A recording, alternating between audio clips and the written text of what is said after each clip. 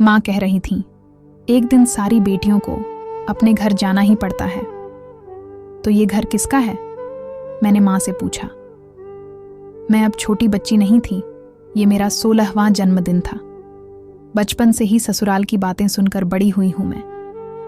नानी के घर छुट्टियों पर जाने का मजा ही अलग होता है, लेकिन जब वही नानी माँ थोड़ी सी गड़बड़ होते ही सास और ससुराल की बातों से डराए तो पूरा मजा ही खराब हो जाता है।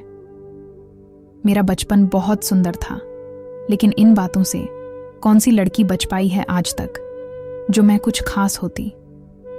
मुझे मेरे घर जाना है, ये बात शायद मुझे पैदा होते ही बता दी गई थी, पर मन में कुछ सवाल थे, जैसे अगर सास इतनी ही बुरी होती है कि गलती होते ही डांटे तो मुझे ऐसी सास के पास भेजना ही क्यों चाहते हैं। और मैं तो ससुराल में नई नई जाऊंगी तो वो घर मेरा कैसे हुआ। पर ना तो मैं इन सवालों के जवाब जानती थी और ना पूछना मुझे कभी आसान लगा।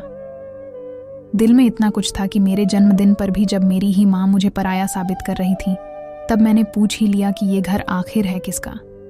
हालांकि जवाब मुझे पता था, आखिर बेटियां पराई होती हैं, बेटे नहीं। और भैया तो हमेशा से ही माँ के लाड ढले रहे हैं।